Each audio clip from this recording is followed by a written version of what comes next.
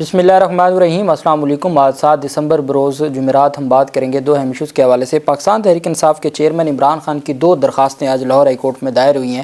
ایک تو اپنی نااہلی کے خاتمے کے لیے جو توشہ خانہ سزا کی بنیاد پر الیکشن کمیشن نے نااہل کیا تھا اس میں عمران خان کی درخواست دائر ہوئی ہے، اور دوسری جانب عمران خان نے انٹرا پارٹی انتخابات کے حوالے سے الیکشن کمیشن کا فیصلہ چیلنج کر دیا ہے لاہور ہائی کورٹ میں۔ یہ پہلا فیصلہ ہے جس میں جو 2022 میں جو انٹرا پارٹی انتخابات ہوئے تھے اس کو غیر قانونی قرار دیا تھا الیکشن کمیشن نے۔ عمران خان نے بھی اب جو اپنا معاملہ ہے وہ لاہور ہائی کورٹ میں لے آئے ہیں، اور عامر فاروق صاحب سے مایوس ہو کے ان کو دوبارہ لاہور ہائی کورٹ آنا پڑا ہے۔ اور اگر تو یہاں پر جو آج کل بینچ کا نظام ہے، جس طریقے سے تمام کیسز ایک مخصوص بینچ کے پاس جا رہے ہیں، وہی معاملہ ہوا تو پھر تو شاید اس طرح ریلیف نہیں ملے گا آئین اور قانون کے جو منشا ہے۔ بہرحال اب ان 2 درخواستوں کی تفصیل بھی آپ کے ساتھ شیئر کروں گا، اور آج پی ٹی آئی کی بہت اہم درخواست تھی عدلیہ سے آروز لینے کی علی باقر نجفی کی عدالت میں، اس کی تفصیل بھی میں آپ کے ساتھ شیئر کروں گا۔ بہت اہم سماعت ہوئی، اور اس میں جو پی ٹی آئی وکیل تھے ابو ذر سلمان خان نیازی، انہوں نے بڑے شاندار دلائل دیے، اور اس میں جو عدالت کی جانب سے فیصلہ آیا اس کے اوپر بھی ہم بات کریں گے۔ سب سے پہلے تو میں آپ کو بتاتا چلوں کہ پاکستان تحریک انصاف نے جو عمران خان کی نااہلی ہے اور سزا کالعدم قرار دینے کا جو معاملہ ہے اس پر لاہور ہائی کورٹ سے رجوع کیا ہے۔ عمران خان کو جب توشہ خانہ میں سزا دی گئی تھی تو الیکشن کمیشن نے سزا سے 2 دن بعد ایک نوٹیفیکیشن جاری کر دیا تھا کہ جی چونکہ عمران خان کو سزا ہو چکی ہے تو آرٹیکل 63H کے ذریعے عمران خان کو 5 سال کے لیے نااہل کیا جاتا ہے۔ اس پر پہلے صرف سزا سسپینڈ ہوئی، پھر پاکستان تحریک انصاف نے فیصلہ سسپینشن کی درخواست دی۔ وہ 30 نومبر کو عدالت نے سماعت کے لیے اس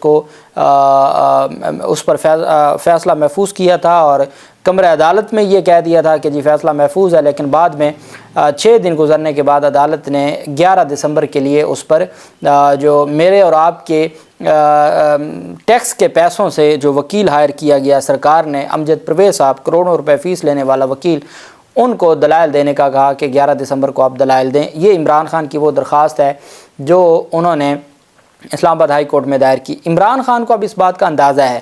اچھا، عمران خان نے الیکشن کمیشن کا نوٹیفیکیشن آج تک کہیں چیلنج نہیں کیا۔ یہ الیکشن کمیشن کا نوٹیفیکیشن پہلی دفعہ چیلنج ہو رہا ہے۔ جو عمران خان کی متفرق درخواست اپیلوں میں تھی، وہ اپیلوں میں فیصلہ سسپینڈ کرنے کی تھی، اس میں الیکشن کمیشن کا نوٹیفیکیشن نہیں لگایا تھا۔ اب یہاں پر اسپیسیفکلی الیکشن کمیشن کا نوٹیفیکیشن لگایا گیا ہے۔ پہلے عمران خان کو توشہ خانہ جو پہلا ریفرنس تھا، جو الیکشن کمیشن کا فیصلہ تھا جس کی بنیاد پر پھر آج تک یہ کارروائی جاری ہے، تو وہ درخواست جو اپیل واپس لینے کی استدعا تھی اس کو مسترد کیا گیا تاکہ لاہور ہائی کورٹ میں وہ کیس نہ سنا جا سکے، اور اب یہاں سلسلہ 11 دسمبر کے لیے ملتوی کیا تو پھر پی ٹی آئی کو آنا پڑا لاہور ہائی کورٹ میں۔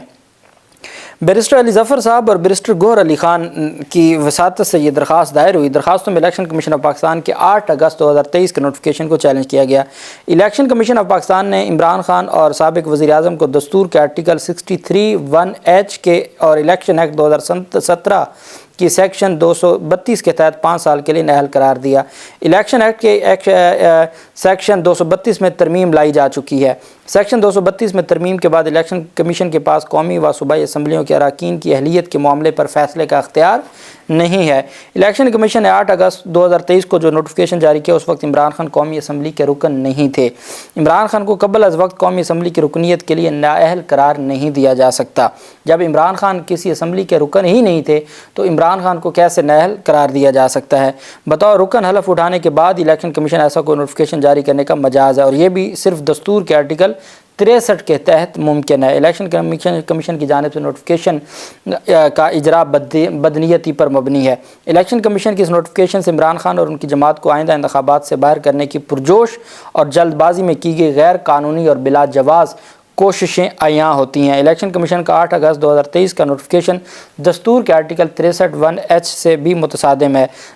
دستور کے مذکورہ آئین آرٹیکل میں کسی رکنیت کی نااہلیت کے 2 جہتوں پر مبنی طریقہ کار کا ذکر ملتا ہے۔ کسی رکن کی نااہلیت کا سوال کسی اخلاقی جرم میں ملوث ہونے کی صورت میں اٹھتا ہے۔ عمران خان کی سزا کے خلاف لاہور ہائی کورٹ میں اپیل زیر التوا ہے، جبکہ عدالت اس سزا کو معطل کر چکی ہے۔ وہ پہلا جو فیصلہ تھا ریفرنس کا اس کا بھی حوالہ دیا، اور دوسری سزا اسلام آباد ہائی کورٹ معطل کر چکی ہے اس کا بھی بتایا۔ الیکشن کمیشن کی جانب سے دستور کے آرٹیکل 63(1)H کو نظر انداز کر کے جاری کیا گیا نوٹیفیکیشن آئین سے متصادم ہے۔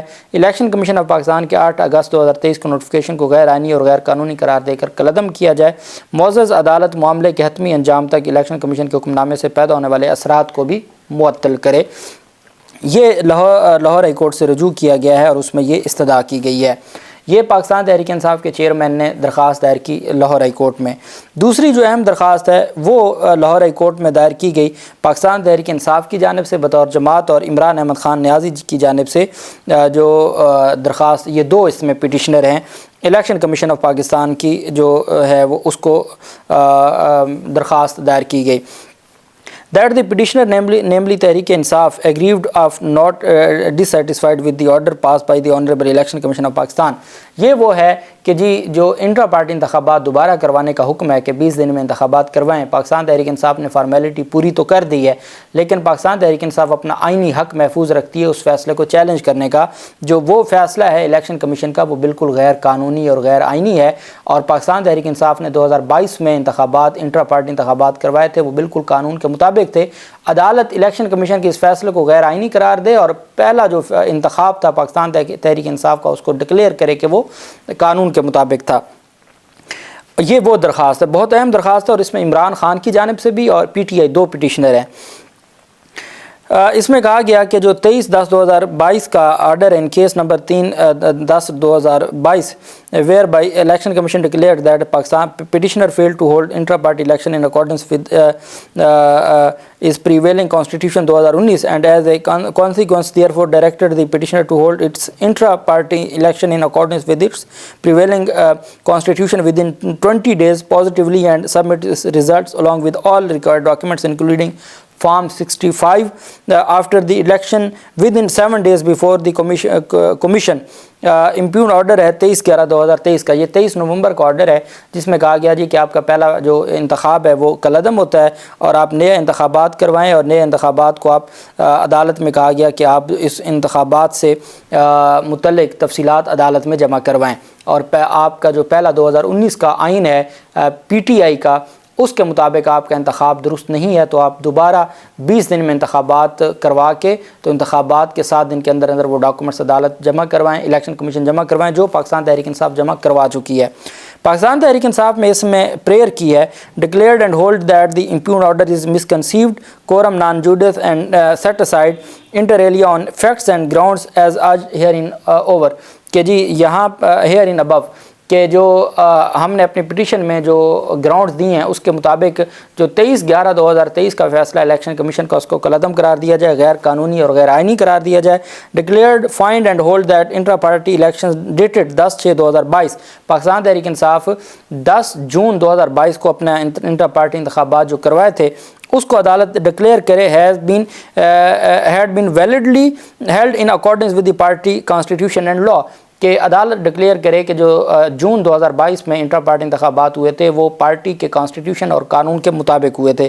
Declared that amendments to article 5 clause 5 had been validly and lawfully made in accordance with law and party constitution, کہ جو ہم نے اپنے آئین میں آرٹیکل 5 کلاس 5 میں امینڈمنٹ کی ہے وہ بھی قانون کے مطابق تھی اور بالکل قانون کے جو آئین کے مطابق تھی، پارٹی آئین کے مطابق۔ ان دا مین وائل جب تک یہ ہمارا معاملہ پینڈنگ ہے، ان دا مین وائل تب تک دس کورٹ میں kindly be pleased to suspend the operation of the impugned order dated 23/11/2023 and restrain A C B from passing any further adverse order till final disposal of title petition, کہ جب تک ہماری درخواست آپ کے پاس pending ہے، ایک تو 23/11 کا اس کا فیصلہ معطل کریں، دوسرا آپ ان کو منع کریں کہ وہ ہمارے خلاف کوئی بھی غیر قانونی کارروائی نہ کرے اور کوئی بھی ایڈورس کارروائی، مطلب وہ ہم سے ہمارا جو پارٹی کا سمبل ہے یا کوئی اور پی ٹی آئی کے خلاف فیصلہ نہ دے۔ یہ استدعا کی گئی ہے۔ یہ 2 اہم ترین درخواستیں آج دائر ہوئی ہیں، اور ان میں جو پاکستان تحریک انصاف کی جانب سے جو پلی لی گئی ہے بہت شاندار اور بہت دلائل کے ساتھ۔ ان دونوں درخواستوں میں بیرسٹر علی ظفر صاحب وکیل ہیں اور بیرسٹر گوہر علی خان صاحب دونوں اس میں وکیل ہیں۔ دونوں نے لاہور ہائی کورٹ سے رجوع کیا ہے اور لاہور ہائی کورٹ سے امید ہے، میں نے جیسا کہ آپ کو بتایا کہ اس میں اگر تو چونکہ جواد حسن صاحب، جسٹس جواد حسن صاحب، جسٹس عاصم حفیظ صاحب، جسٹس شاہد کریم صاحب وہ پہلے ان معاملات کو دیکھ چکے ہیں، تو اگر تو اس طرح کے کسی کمپیٹنٹ بینچ کے پاس جاتا ہے معاملہ تو بہت امید ہے کہ عدالت اس میں بڑے تگڑے طریقے سے ریلیف دے گی۔ لاہور ہائی کورٹ میں پاکستان تحریک انصاف میں نے عام انتخابات کے لیے جو آر اوز اور ڈی آر اوز تھے وہ بیوروکریسی، پنجاب کی بیوروکریسی کی بجائے عدلیہ سے لینے کے لیے درخواست دائر کی۔ علی باقر نجفی صاحب نے سماعت کی اور یہ پاکستان تحریک انصاف کے additional secretary general Umair Khan Niazi کی جانب سے درخواست دائر ہوئی۔ جیسے ہی کیس کی سماعت شروع ہوئی تو پہلا سوال جج صاحب کا یہ تھا، میں خود کمرہ عدالت میں موجود تھا، جج صاحب نے کہا کہ عمیر نیازی کدھر ہیں، پٹیشنر کدھر ہے؟ تو ان کو بتایا گیا جی کہ وہ پاکستان تحریک انصاف کے ایک عہدیدار ہیں، تو وہ اپنی مصروفیات ہے ان کی، وہ اسلام آباد میں موجود ہیں۔ تو عدالت نے کہا کیا عہدیدار ہونے سے مراد یہ ہے کہ وہ عدالت میں پیش نہ ہوں؟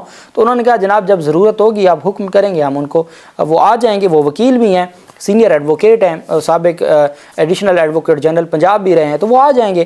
تو عدالت نے کہا جی بتائیں کیا معاملہ ہے۔ درخواست گزار نے کہا کہ الیکشن کمیشن نے ریٹرننگ افسران کے لیے نگران حکومت سے رابطہ کیا اور نگران حکومت کے رابطہ کرنے پر نگران حکومت کی بیوروکریسی نے خود ایک لسٹ بنا کے دی ہے کہ یہ جو افسران ہیں یہ ریٹرننگ افسران ہوں گے اور یہ آر اوز اور ڈی آر اوز ہوں گے۔ انہوں نے کہا جی کہ اگر اس طریقے سے معاملہ چلنا ہے اور آپ نے اپنی معاملات کو اس نگران حکومت کے سر پہ چھوڑنا ہے، چونکہ جو الیکشن ایکٹ ہے 2017 کا، اس کا سیکشن 50 اور 51، 50 اور 51، اس میں یہ لکھا ہوا ہے کہ جو آر اوز اور ڈی آر اوز ہیں وہ انتظامیہ سے بھی لیے جا سکتے ہیں، عدلیہ سے بھی لیے جا سکتے ہیں۔